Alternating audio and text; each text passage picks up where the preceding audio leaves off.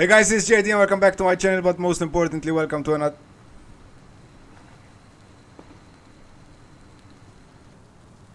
Hey guys, it's JD and welcome back to my channel, but most importantly, welcome to another episode of Assassin's Creed Valhalla's latest DLC, Dawn of Ragnarok. And in the last episode, we've killed Sintara, or I think that's what she's called. We broke away from the vision and we are back in England now. And yeah, I don't know where the story's going. Perhaps I should warm my bones by the fire. Gather my thoughts for a moment. Basically, in the last episode, we got to know that Balder has been killed, and yeah, it was quite an emotional episode. Visions of Odin trouble me. Am I alone in seeing them? Or do the tales of Svartalfheim hold some other meaning? Perhaps I should warm my bones by the fire. Gather my thoughts for a moment.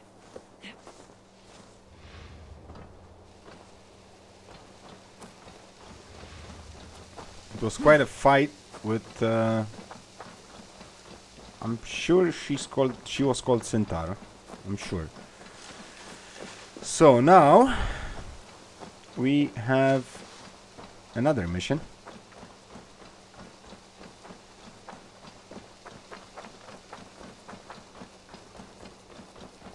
So off we go. Again, I don't know what to expect, guys. I don't know if we're going back and fight Suter, or maybe there will be a another DLC following this, which will continue on the same storyline. I don't know. In the meantime, we have arrived to destination. It's good to be back in England, though.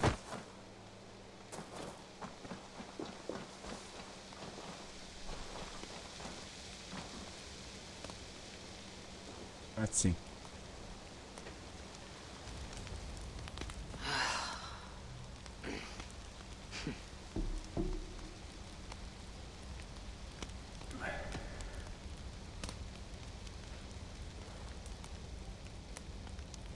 Tove, how have you been? The fire made me think of the myths and legends Sven loved. Would you indulge me with a tale? I would be glad to hear of Svartalfheim. I would not tell it half as well, but his favorite was a fable, to remind us to find meaning in our deeds and not in how others think of us. Svartalfheim was not short of legendary dwarven blacksmiths. Everyone has heard of Ivaldi, Brucker, and Sindri. But this tale is of a stonemason. He lived as far south as he could, where Gulnamar meets Vangrid. His workshop sat upon the shoreline. Obsessed with glory, his love of masonry had all but died. He scoured the shore, seeking precious stones washed up from other realms. Then he saw it. Something beautiful, glittering, shimmering across the water, upon an island he had never dared travel to. He hastily built a boat, working long into the night. He set sail and found many rocks that sparkled and dazzled upon the island. He cried out in joy. To craft anything from such stones, he would be remembered for all time. Then he felt a sudden sting on his foot. Then another, and another. His eyes adjusted to the dark. So consumed was he by his desire for renown, he failed to realize he had walked into a nest of snakes, until it was already too late. And so, clutching the stone that sealed his fate, there he died. Remembered, yes, but only for his folly. Fine tale, Toby, and well told. Sven would be proud.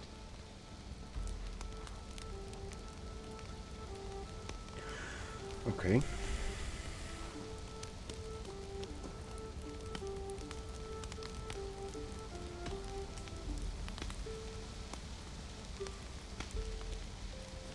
Is this gonna be old stories? Are you and Bridget well? Of course. The flames soothe my mind, as do the tales told here. Do you have one to share, Gunnar? A legend of Svartalfheim. Aye, a story of a king who could not see the wood for the trees. Reidmar, greatest of dwarven kings. Within his palace in Gulnamar, he wanted for nothing except an heir. Reidmar and his wife had grown old. Perhaps too old. Late one night, consumed with worry, Reidmar walked in the shadow of his vast mountain-top palace, tears in his eyes. The great king! What ails you? A voice said. Afraid, Reidmar saw no one. Who goes there? He replied. Then he saw who addressed him. A vast and ancient tree, perhaps almost as old as Ymir himself. Reidmar sat upon its roots and told the tree he feared he was too old to give his subjects the legacy they deserved. The tree was so moved, it wept and offered its tears to Reidmar. Drink, great king, it said, and your woes shall be washed away. Reidmar observed the grass, the meadows, the leaves of the tree. His subjects' happiness could be seen in how they cared for the land. His legacy was all around him. Reidmar felt at ease, realizing he had everything he needed, and asked that the land receive the tree's gift instead. The tree's happy tears flowed evermore, enriching the land. 9 moons passed, and a baby's cry rang through Reidmar's palace. Long would dwarves place gifts in the weeping tree's roots, in memory of Reidmar and his kindness that shaped all he touched. All things happen when they should, old friend. I hope so.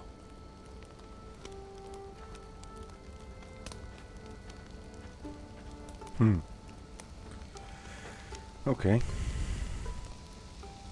Consequences of Thor's folly. Eivor! Whatever is the matter? Have you been spending too much time drinking Valga's special sauces again? Yep. I am troubled by visions of Odin and of Svartalfheim. They flood my mind without warning, without invitation. Aha! Which is how Thor flooded Svartalfheim. Thor, fast to act, but not so fast to think, would stomp and thump and fight and bump everywhere he and Mjolnir should go. One day, he fought a giant in Jotunheim with such ferocity that Thor's killing blow was felt through all 9 realms.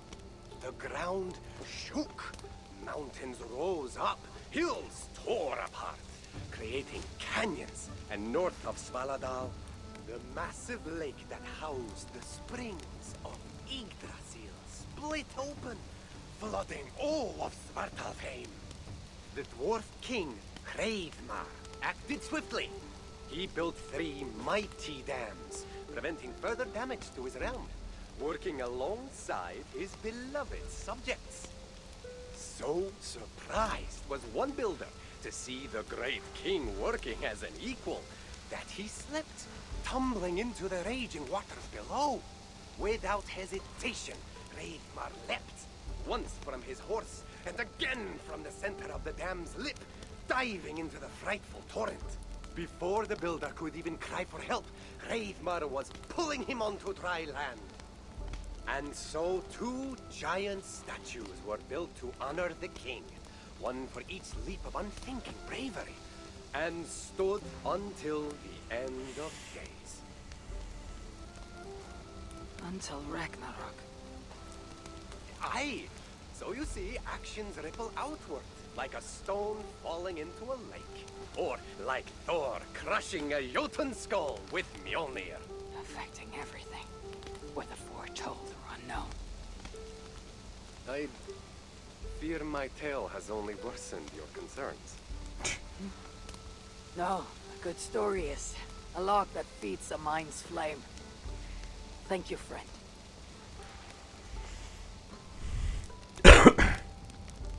One last story, guys.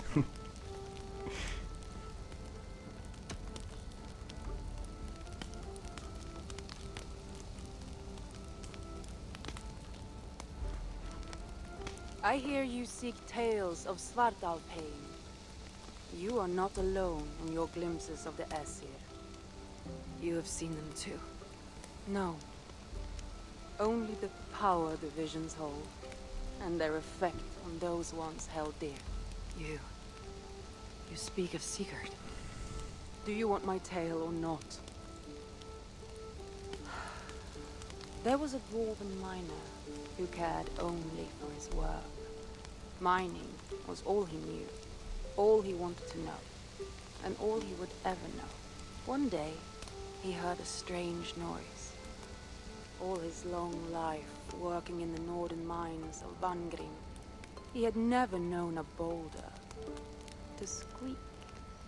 He ignored it at first, but as the hours passed, the squeaking continued relentlessly. When the miner could take no more, he split the boulder apart with his pick, and then he saw a squirrel. Until now, pinned by the boulder, afraid and tired, the freed squirrel climbed into the miner's long beard and slept for 3 days. When the dwarf awoke the next day, he found fruit and nuts waiting for him. A gift from the squirrel, the first the miner had ever received. Finally, the miner had a friend. The squirrel led the dwarf to a stone hill within a lake. There, the dwarf would fish for supper, while the squirrel played in the trees.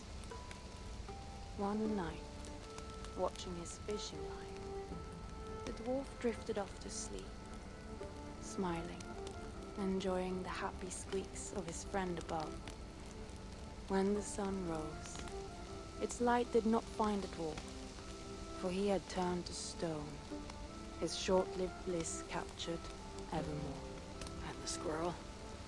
It never left his side, hoping his friend would awaken, just as the miner had waited for the squirrel to do the same. Sigurd. He's not lost to us.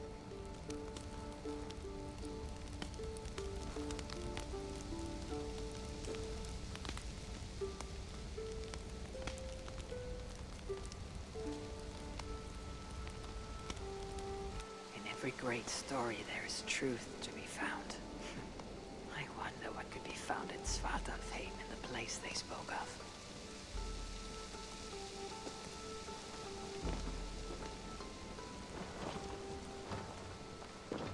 I think this is the end, guys.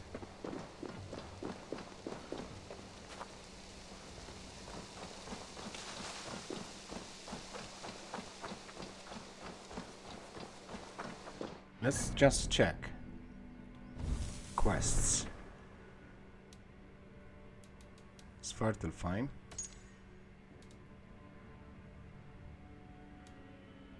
Reach the forest area Valka spoke of.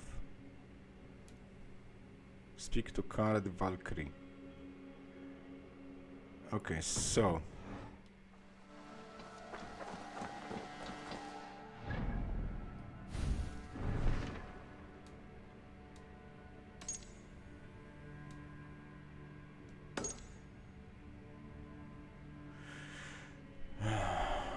Part of Into the Fire, Chapter 5. To discover Havi's fate, Eivor must overcome their greatest fear. Reach the forest area Valka spoke of.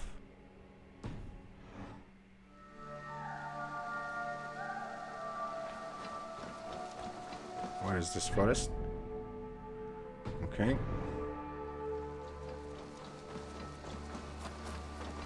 It's not over yet, guys. It's not over yet. Don't fret.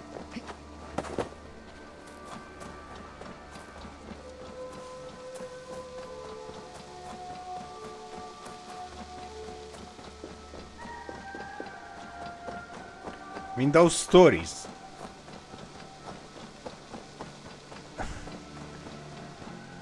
They were really good ones.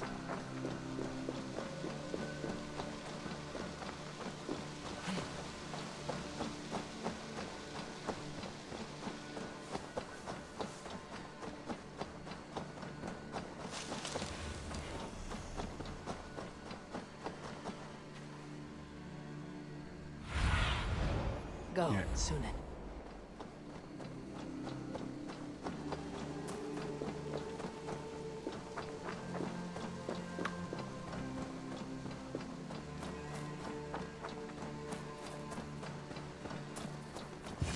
This is the spot.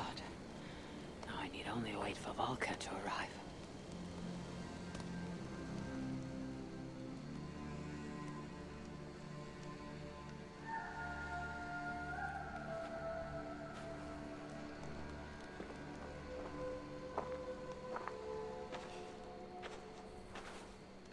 I will tie your hands now.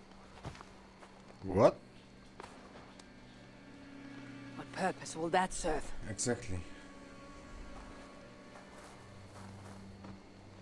You are too much the warrior, Eivor. You will not recognize your fear until you are helpless before it. Drink.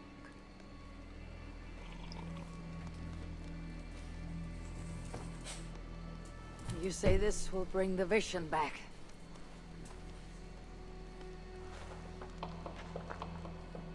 Is that all? You mean to leave me here? This Valka's a strange Valka! person, man. This is... Why must I be tied?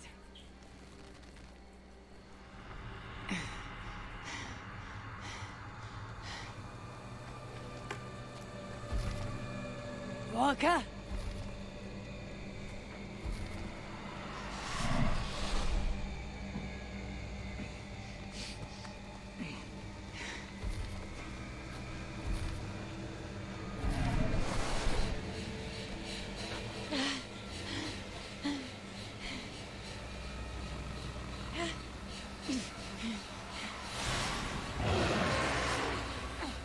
Untie me!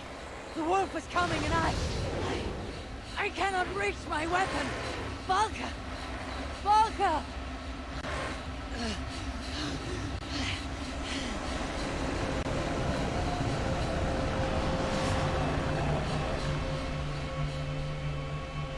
Strange things happen, man.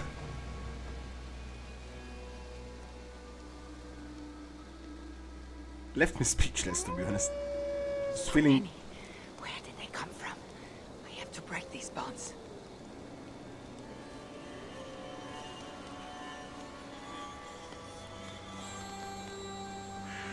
Worry struggle, the tighter the bonds become. We cannot untie, guys. There must be a trick to this. What did Valka say?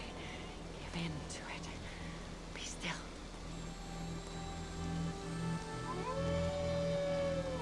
It's working. The bonds are loosening.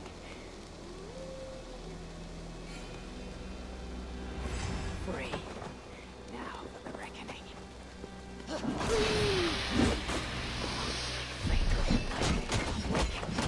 What illusion is this?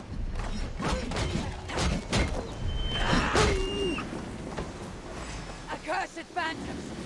Come then! We keep on You'll coming. not find me lacking.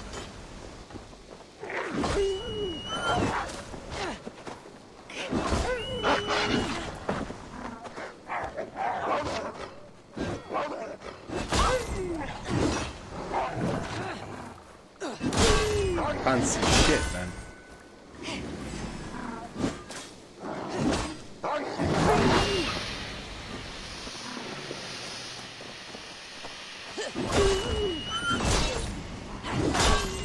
It's like fighting a river.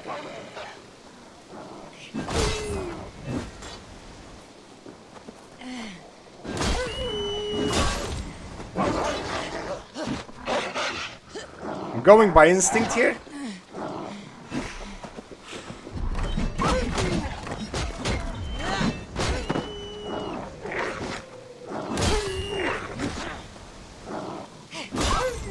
I know you will. Yes, they might die, but I am their child.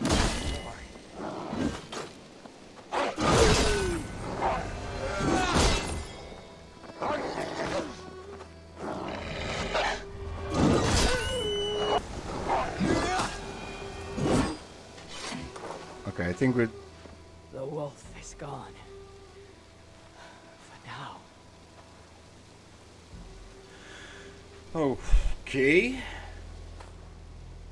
I am ready, Volka. It is time.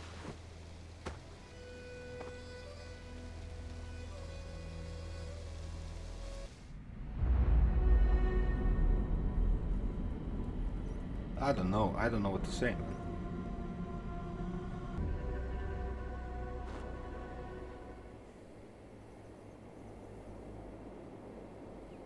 Sutur and I, we crossed blades once, back when there was nothing at stake but our pride. Of course, one day he and I must fight again. I do not know when nor why, only that it will happen, and when it does, you must stand well clear. I will not risk my most beloved child getting caught into that fray. Odin was speaking to an adult Balder. Svartalfheim. Even after all these eternities away, I still hate the place. Yet it offers me the hope of revenge. Sweetest of morsels. The realm is changed. But this is not Sutra's doing. It is something more. I must find Broker and Ivaldi. They'd better still have my Salakar nice and safe.